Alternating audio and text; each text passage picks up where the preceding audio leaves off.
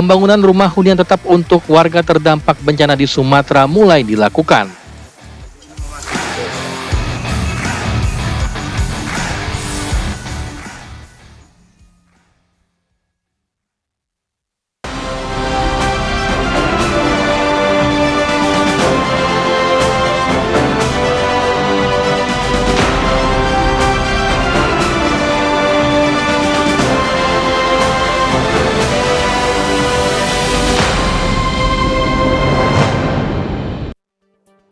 Assalamualaikum, selamat sore pemirsa. Kabar Merah Putih edisi Senin 22 Desember 2025 hadir menjumpai Anda.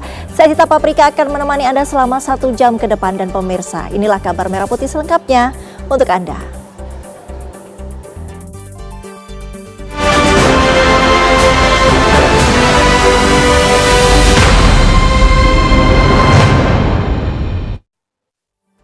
Kita mulai kabar pertama, Presiden Prabowo Subianto meresmikan akad massa 50.000 lebih rumah subsidi dan serah terima kunci di Serang, Banten.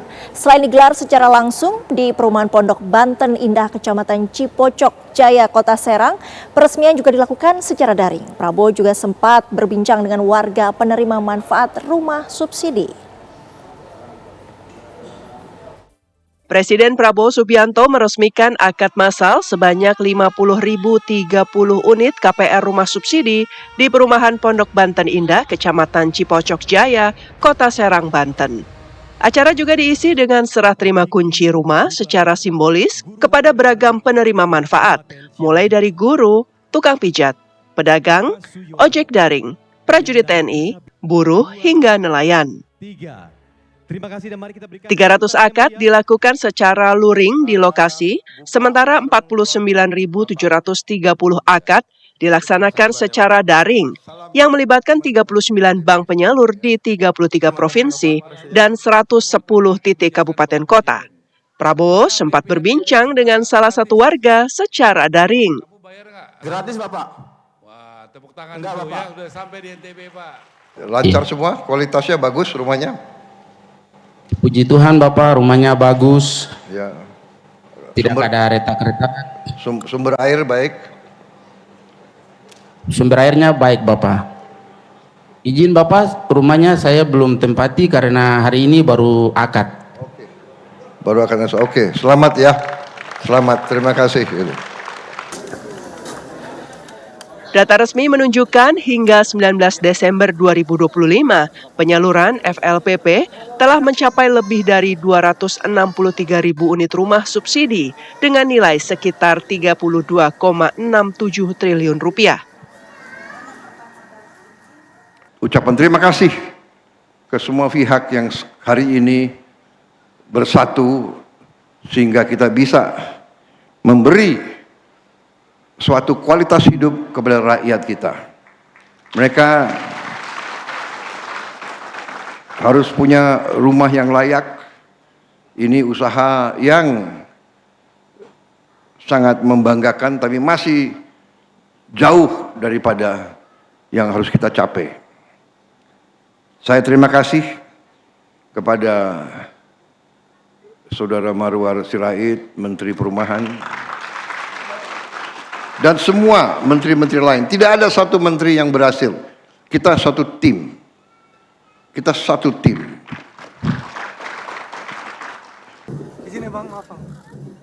Prabowo sempat meninjau langsung sejumlah contoh rumah yang sudah dihuni oleh masyarakat dan menyapa masyarakat yang nampak antusias rumahnya dikunjungi langsung oleh orang nomor 1 di Indonesia.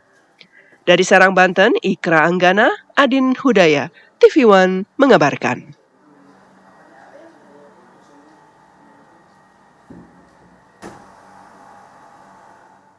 Sementara itu, Menteri Perumahan dan Kawasan Permukiman Marwar Sirait mengklaim program rumah subsidi mampu menciptakan ekosistem ekonomi yang luas. Menurut Marwar, kebijakan ini memberikan dampak berantai terhadap perputaran ekonomi di berbagai sektor. Ia menjelaskan pembangunan 1 unit rumah subsidi rata-rata melibatkan sekitar 5 tenaga kerja. Dengan target pembangunan sekitar 350.000 unit, jumlah tenaga kerja yang terserap diperkirakan mencapai 1.750.000 orang. Jadi Pak Presiden Prabowo baru setahun udah memecahkan rekor ya? Memecahkan rekor Pak. Karena sudah 266.000. Ya ini berkat semua dukungan perbankan, ya, juga dari developer, ya, kontraktor, ya, konsumen juga, nggak ada Superman, ya, semua juga ya, marketing yang hebat, ya, toko bangunan, arsitek-arsitek yang hebat, ya, semua bekerja sama, dan media, ya, semuanya, ya, mohon doanya, semoga rumah subsidi makin menyala. Informasi selanjutnya, Presiden Prabowo Subianto mengapresiasi pencapaian para atlet Indonesia di ajang SEA Games 2025. Kepala negara bahkan berjanji akan memberikan bonus kepada para atlet peraih medali. Pesta Olahraga Asia Tenggara SEA Games 2025 telah berakhir. Indonesia menempati posisi kedua pada klasemen akhir pada Pesta Olahraga Asia Tenggara tersebut. Total 333 medali dengan rincian 91 medali emas, 111 medali perak dan 131 medali perunggu yang dibawa pulang dari berbagai cabang olahraga. Atas capaian tersebut, Presiden Prabowo menegaskan jika janji seorang pimpinan harus ditunaikan. Artinya atlet-atlet peraih medali SEA Games akan menerima bonus dari pemerintah. Di satu pihak saya senyum, 91 emas, di lain pihak agak pusing juga ini. Bonusnya besar juga itu sekarang. Tapi itu apa namanya? Sabdo Panditoratu, ucapan seorang pemimpin harus dipegang. Gitu. Gembira tapi pusing, nggak apa-apa. Yang penting pejuang-pejuang kita hormati dan kita hargai. Pemirsa, pasca viralnya pelajar di pedalaman Nias Selatan meminta Presiden Prabowo membangun jembatan, Wakil Presiden Gibran Raka Buming Raka mengunjungi Pulau Nias dan berjanji akan membangun 16 jembatan.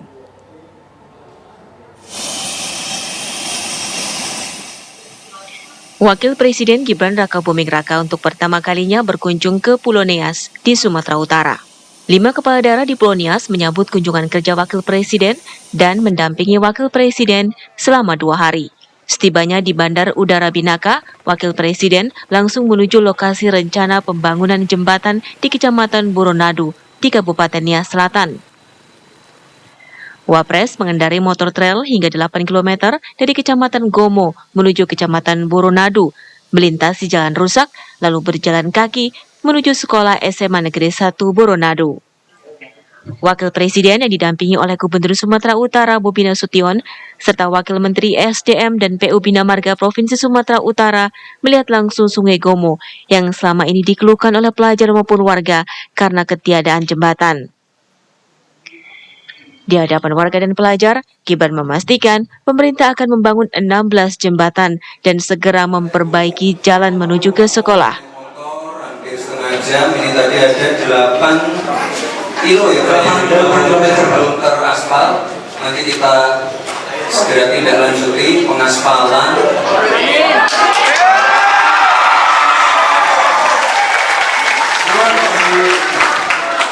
Pengaspalan dan jembatannya ya, nanti kita usahakan. Ada berapa jembatan ya Bu ya tadi yang dipresentasikan ya? Ada 16 jembatan yang nanti akan kita bangun ya. Ada 16 jembatan, ada beberapa ruas jalan juga yang akan segera kita aspal. Lalu Sementara Wapres dalam kunjungannya di SMA Negeri 1 Boronadu menyampaikan apresiasi kepada para pelajar yang tetap semangat mencari ilmu dalam segala keterbatasan. Dari Gunung Sitoli, Nias, Sumatera Utara, Oneman Halawa, TV One mengabarkan.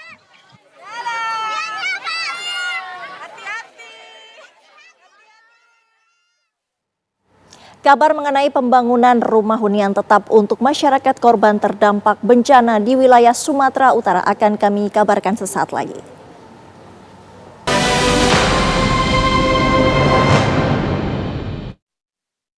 Anda kembali di Kabar Merah Putih. Kayu gelondongan setinggi 4 meter yang mengepung pesantren Darul Mukhlisin Kampung Tanjung Karang, Aceh Tamiang mulai dibersihkan. Pemerintah mulai mengerahkan sejumlah alat berat ke lokasi pesantren untuk mengangkat kayu. Berikut laporan reporter Alvin Saputra yang ada di Aceh Tamiang.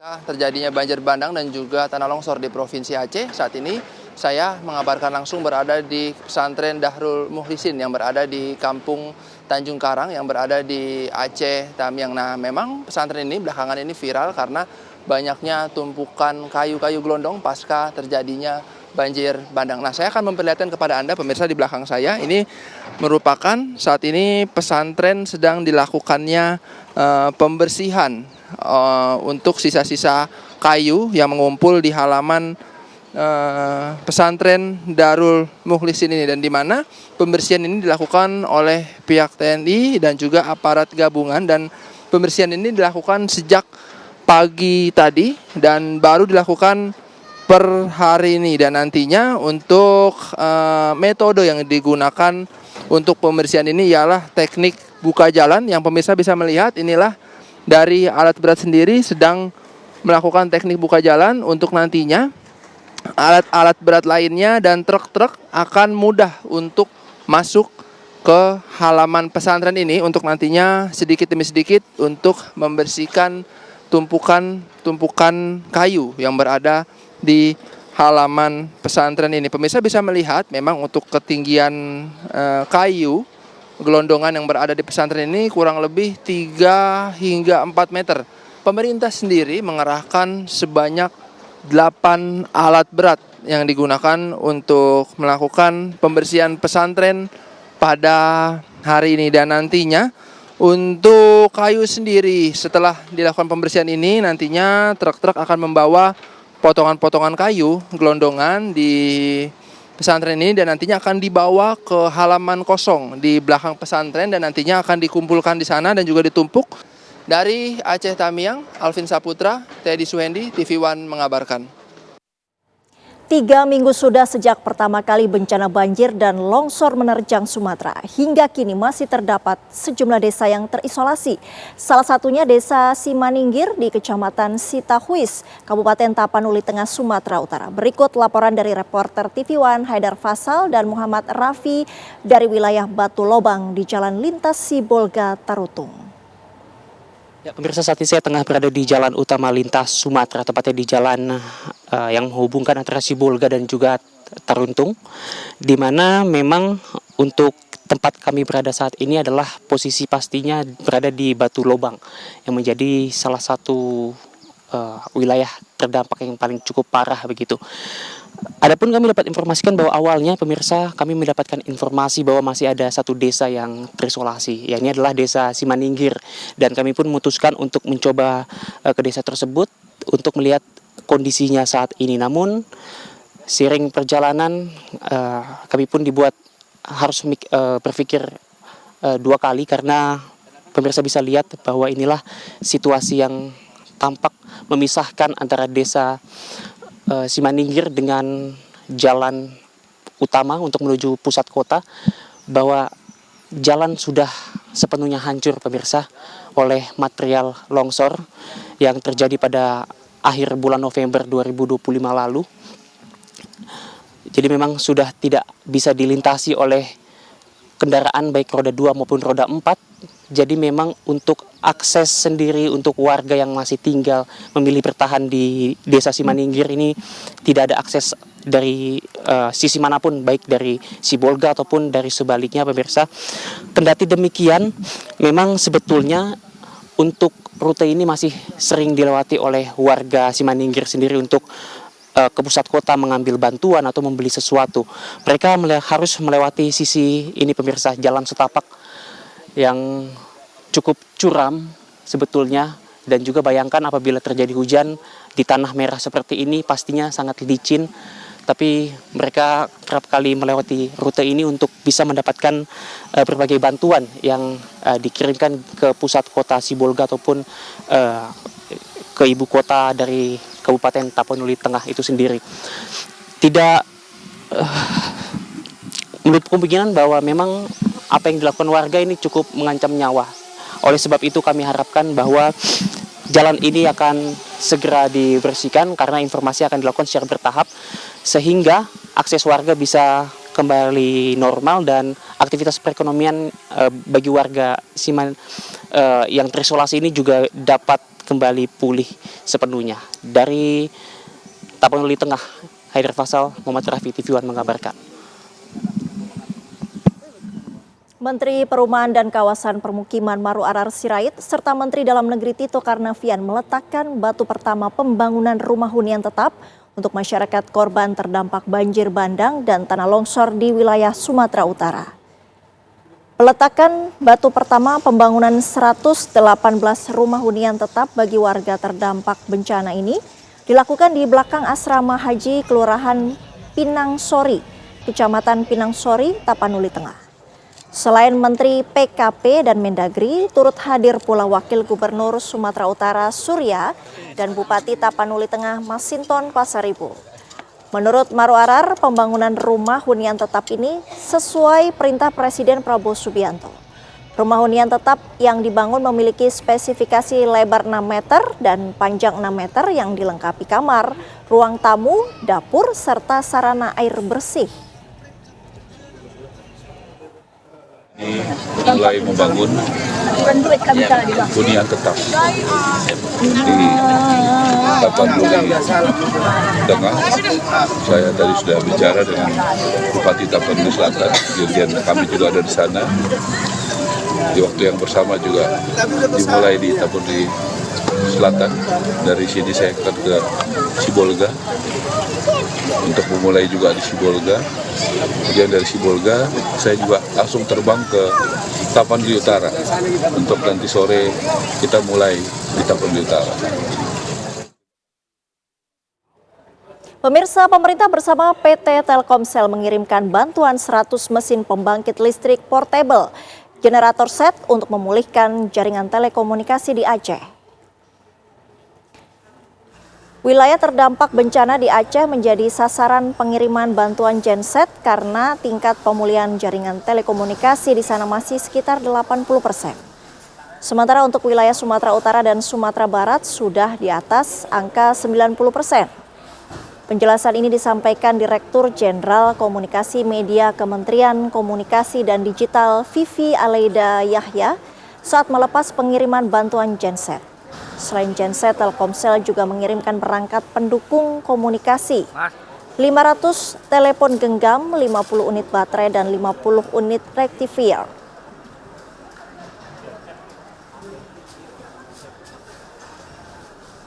Dan untuk Aceh, saat ini pemulihan jaringan ada di angka sekitar 80%. Jadi pengiriman genset ini kami akan fokuskan untuk percepatan pemulihan di wilayah Aceh.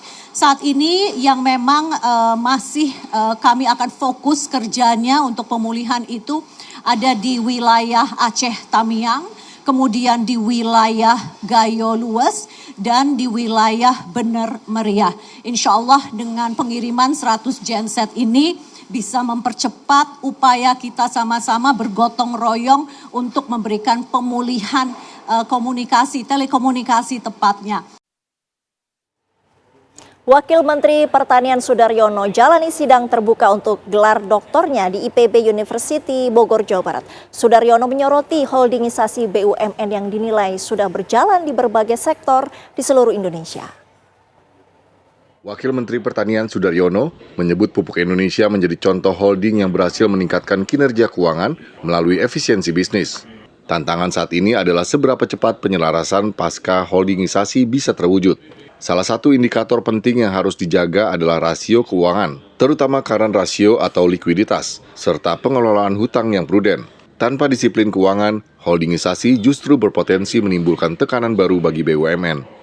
Sudaryono menilai PT Pupuk Indonesia menjadi salah satu contoh holding BUMN pangan yang mulai menunjukkan perbaikan kinerja signifikan setelah kebijakan holdingisasi diikuti dengan perbaikan struktur bisnis dan keuangan. Pupuk Indonesia sekarang mengalami perbaikan yang sangat signifikan ya. Sekarang dengan terbitan Perpres, revisi Perpres nomor 6 tahun 2025, bagaimana subsidi pupuk itu kemudian tadi yang di ujung di produk akhir ini kemudian dialihkan ke subsidi bahan baku, dan itu berimplikasi positif terhadap kinerja keuangannya BUMN yaitu Pupuk Indonesia. Sehingga ada efisiensi 4,1, 3,6-nya dipakai dikembalikan ke rakyat dalam bentuk diskon pupuk bersubsidi sebesar 20%. Terbitnya Perpres 113 tahun 2025 sebagai revisi Perpres nomor 6 tahun 2025 mengubah skema subsidi pupuk dari subsidi produk akhir menjadi subsidi bahan baku yang dibayarkan di muka. Kebijakan tersebut memberi dampak nyata terhadap efisiensi dan kesehatan keuangan pupuk Indonesia. Pemerintah menilai capaian pupuk Indonesia ini menjadi bukti bahwa holdingisasi yang diikuti dengan disiplin keuangan mampu meningkatkan kinerja perusahaan sekaligus memberi manfaat nyata bagi petani dan masyarakat. Dari Jawa Barat, tim TV One mengabarkan. Pasca banjir bandang yang menerjang kawasan wisata Guci, Kabupaten Tegal, kondisi terkini berangsur normal. Kabarnya kami hadirkan usai jeda.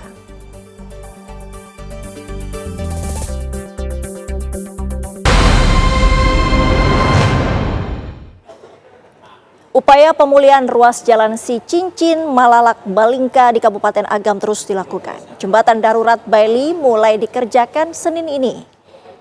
Inilah kondisi jembatan darurat sementara yang sudah dibuat warga bersama relawan beberapa waktu lalu pasca banjir bandang di Malalak, Kabupaten Agam.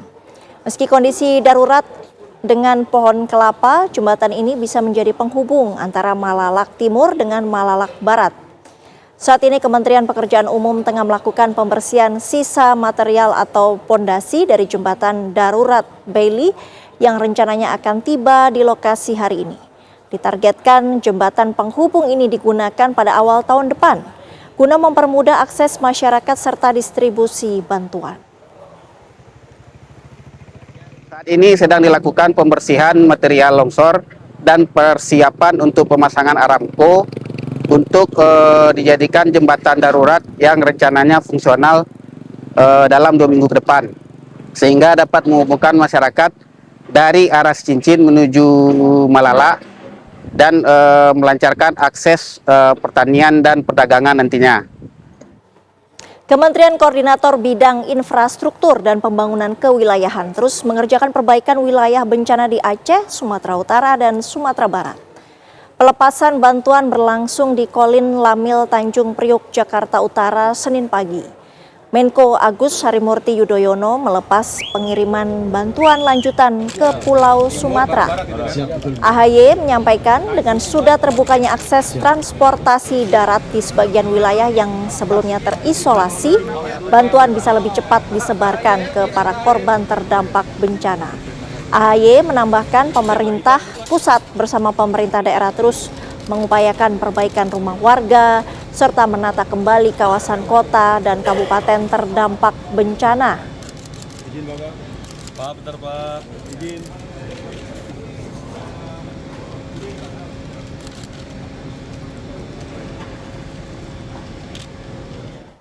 Kita ke informasi selanjutnya. Pasca banjir bandang yang menerjang kawasan wisata Guci, Kabupaten Tegal, kondisi terkini berangsur normal.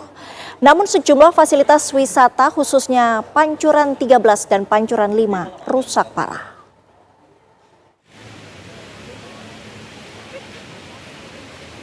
Inilah kondisi terkini kawasan wisata Guci di Tegal, Jawa Tengah pasca banjir bandang Sungai Gung. Sebelumnya arus air dari lereng Gunung Slamet meluap membawa material lumpur, pasir, batu, dan pipa air panas. Sementara kondisi aliran Sungai Gung telah kembali normal. Namun, area Pancuran 13 yang menjadi ikon wisata Guci masih tertutup material banjir. Sejumlah fasilitas kolam pemandian tertimbun lumpur dan pasir sehingga belum dapat difungsikan. Petugas gabungan dari pemerintah daerah, TNI, Polri, pengelola wisata, dan warga bergotong royong membersihkan. Alat berat dikerahkan. Dampak banjir bandang juga merembet ke Pancuran 5. Kolam pemandian tertutup lumpur dan pasir. Di titik ini, proses pembersihan dilakukan secara manual. Lumpur dan pasir yang memasuki area di Pancuran 13. Jadi Pancuran area 13 ini sekarang tertutup oleh material-material ini. Nah ini kita di belakang saya ini sedang dengan ekskavator, moga-moga penanganan ini cepat dan bisa nanti bisa difungsikan kembali. Tidak ada korban jiwa dalam peristiwa ini, namun kerusakan fasilitas wisata cukup besar, terutama pada infrastruktur kolam dan jaringan pipa air panas. Pihak pengelola masih menutup total area Pancuran 13 dan membatasi aktivitas wisata di sekitar Sungai Gung. Dari Kabupaten Tegal, Jawa Tengah, Muhammad Hamzah, TV One mengabarkan.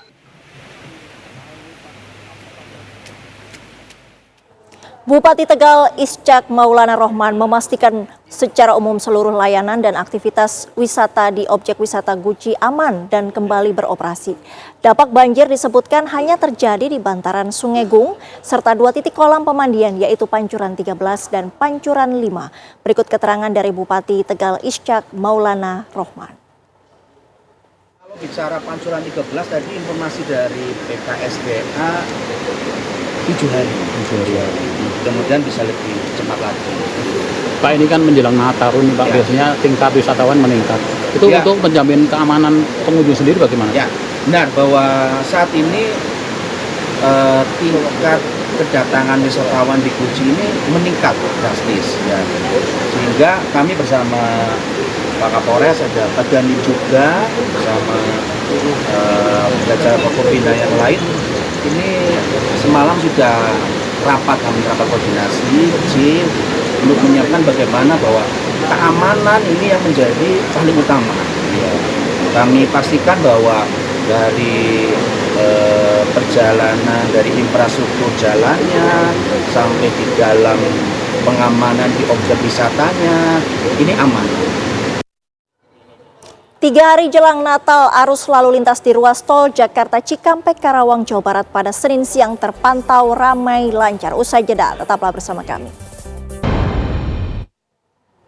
Anda masih menyaksikan Kabar Merah Putih. Pada libur Natal 2025 dan Tahun Baru 2026, Stasiun Pasar Senen Jakarta Pusat dipadati ribuan penumpang yang ingin berwisata dan pulang kampung. Hari ini jumlah penumpang lebih dari 15.000 orang.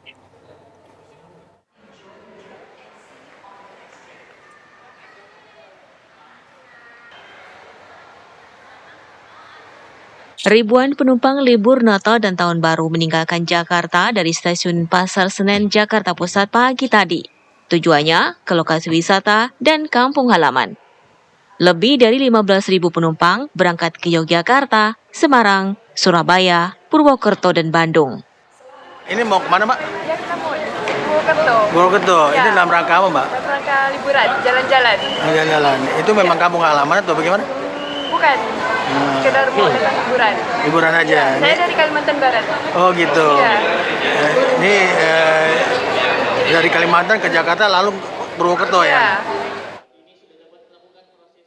Selama masa libur Natal dan Tahun Baru dari tanggal 18 Desember 2025 hingga 4 Januari 2026 telah terjual 565.000 tiket dari 909.000 tempat duduk yang tersedia. Pemesanan tertinggi di tanggal 23, 24, dan 25 Desember 2025. Jadi secara total dari tanggal 18 Desember sampai dengan tanggal 22 Desember hari ini total sudah 176.433 penumpang yang sudah berangkat ataupun yang sudah memesan tiket. Mengantisipasi lonjakan penumpang, PT KAI Daob 1 Jakarta telah menyediakan 16 keberangkatan kereta api tambahan, 5 diantaranya untuk keberangkatan dari Stasiun Pasar Senen Jakarta Pusat. Dari Jakarta, Sben Benef, TV One mengabarkan.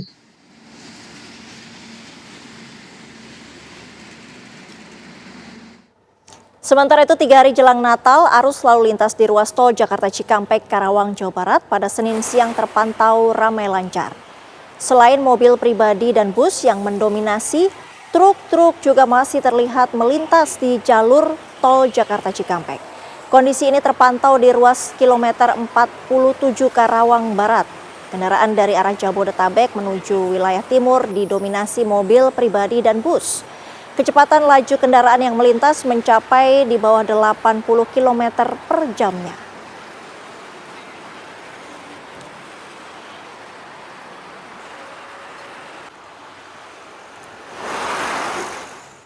Lalu bagaimana kondisi terkini di jalur Jakarta Cikampek wilayah Karawang? Kita menuju ke reporter TV One Agung Prasetyo. Agung, silakan.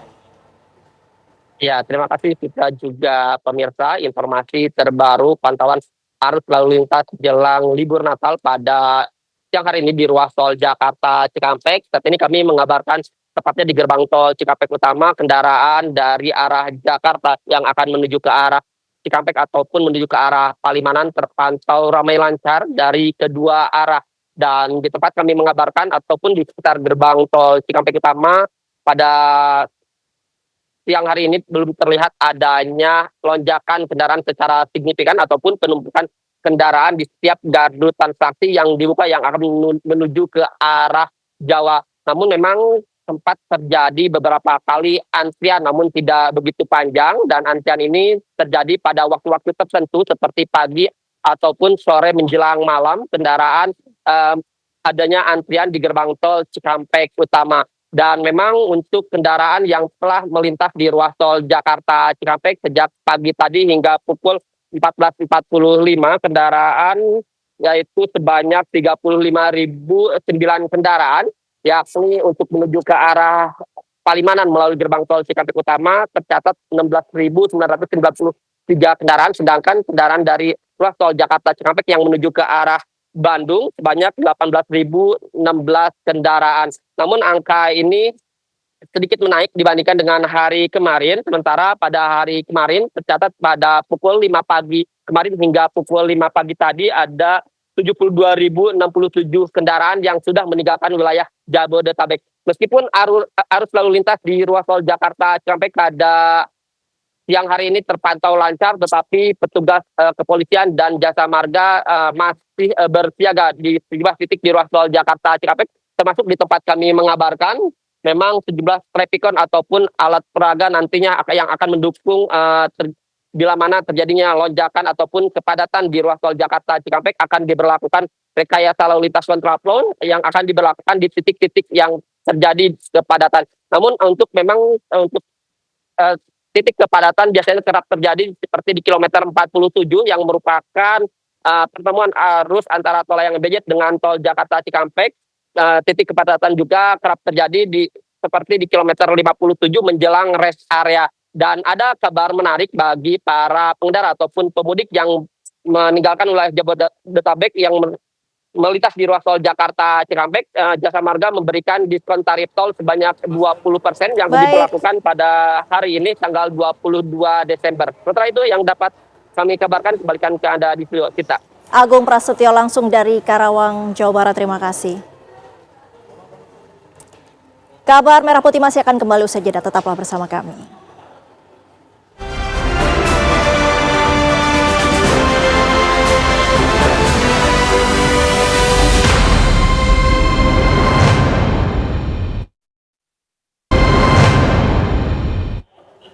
Pemirsa, kita langsung mendengarkan keterangan pers Kapolri mengenai kesiapan libur Natal dan Tahun Baru berikut ini. Melaksanakan pengaturan untuk memastikan masyarakat yang bepergian untuk melaksanakan perayaan Natal dan Tahun Baru dapat berjalan dengan aman, selamat, dan lancar. Dan kegiatan hari ini adalah wujud dari sebuah kolaborasi, sebuah kerjasama lintas sektoral, lintas kementerian dan lembaga. Di sini kita bisa melihat sama-sama ada Polri, kemudian Jasa Marga dan Kerjaan Umum dan Basarnas juga, dan seluruh stakeholder yang terkait dengan pengaturan ini. Kita bersama-sama memastikan bahwa memberikan layanan terbaik bagi masyarakat sehingga masyarakat dapat melakukan perjalanan dengan aman, selamat, dan lancar. Kami ingin mengimbau kepada masyarakat bahwa dalam melaksanakan perjalanan untuk selalu dan senantiasa melihat atau memantau kondisi cuaca, sebagaimana yang rekan-rekan ketahui bahwa di bulan November, Desember, dan Januari berdasarkan apa yang disampaikan oleh BMKG, kondisi cuaca cukup kalau kami sampaikan cukup tidak begitu baik ya. Intensitas hujan yang begitu tinggi.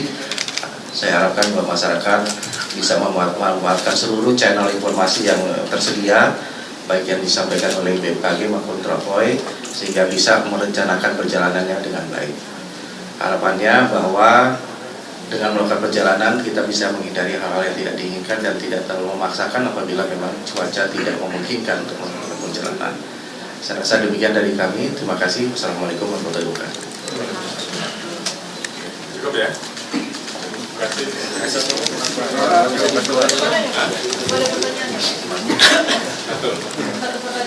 Satu.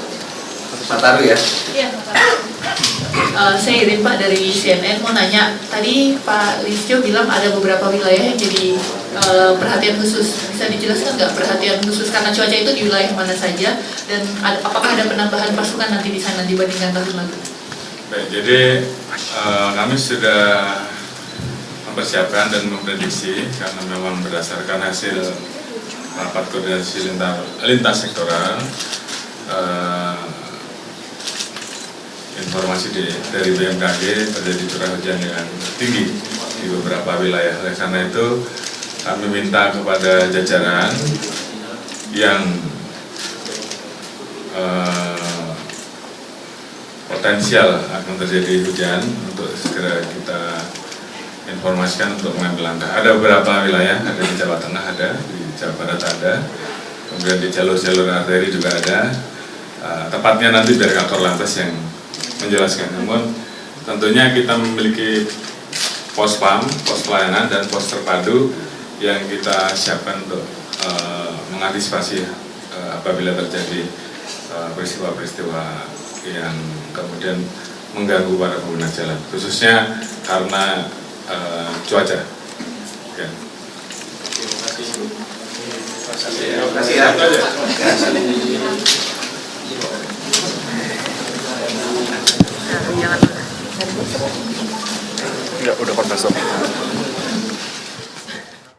Pemirsa, Kapolri Jenderal Listio Sigit Prabowo meninjau kesiapan pengamanan dan pelayanan Natal di Tahun Baru di Pelabuhan Merak, Banten. Dalam kesempatan tersebut, Listio meninjau posko terpadu di Pelabuhan Merak serta memeriksa kesiapan personil Polri serta peralatannya untuk melayani warga di masa mudik Nataru. Kapolri juga menekankan kepada seluruh anggotanya tentang pentingnya mengikuti perakiraan cuaca ataupun segala informasi dari pihak BMKG. Tanya itu, Listio juga menyampaikan pesan dari Presiden Prabowo Subianto agar personil Polri dapat melayani masyarakat dengan baik saat momen arus mudik maupun balik Nataru.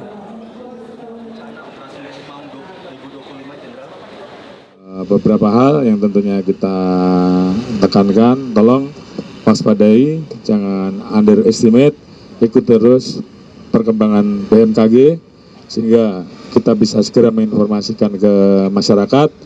Bapak Presiden memberikan perhatian penuh terhadap kegiatan Nataru, beliau memberikan insentif untuk memberikan kemudahan dan pelayanan bagi masyarakat yang akan melaksanakan mudik Nataru, dan kita diminta untuk memberikan pelayanan yang maksimal agar pelaksanaan Nataru ini bisa berjalan dengan baik di tengah prediksi situasi cuaca yang tentunya juga kita harus betul-betul siap. Terima kasih. Sementara itu, jelang libur Nataru, Menteri Pertanian Andi Amran Sulaiman mengimbau para produsen agar tidak menaikkan harga komoditas di atas harga eceran tertinggi. Sanksi tegas berupa pencabutan izin usaha akan diberlakukan bagi produsen yang nakal. Menteri Pertanian Andi Amran Sulaiman menegaskan pemerintah memastikan kesiapan stok dan stabilitas harga bahan pokok menjelang Natal dan Tahun Baru. Amran menyebut untuk komoditas strategis seperti beras, minyak goreng, ayam, dan telur, pemerintah telah menetapkan harga eceran tertinggi dan memastikan stok dalam kondisi aman.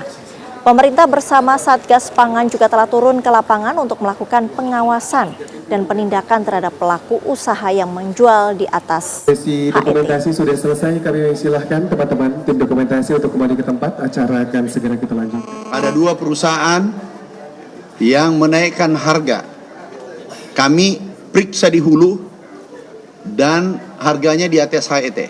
Sehingga kami minta dilacak sampai produsennya dan diperiksa. Pak Sestama sudah turun, Pak Deputi sudah turun. Aku minta ditelusuri sampai produsennya, sampai pabriknya. Ini menyusahkan kita. Minyak goreng kita produsen terbesar, beras kita surplus. yang dimaki itu adalah pemerintah. Padahal pelakunya adalah sebagian kecil pengusaha. Banyak pengusaha yang baik. Sekali lagi kami sudah minta Satgas turun. Sekarang sudah turun ya.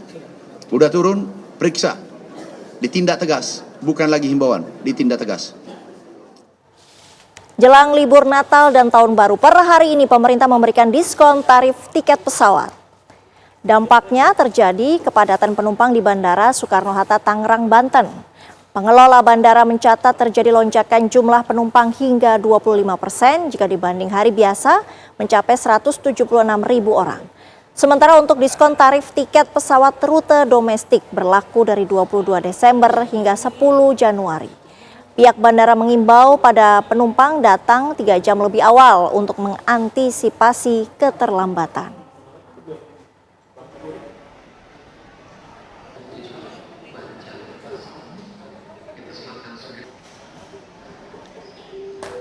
Informasi tadi menutup kabar Merah Putih hari ini. Sesaat lagi Anda dapat menyaksikan berita utama kriminal bersama Ninda Febiola. Saya Sita Paprika pamit. Terima kasih.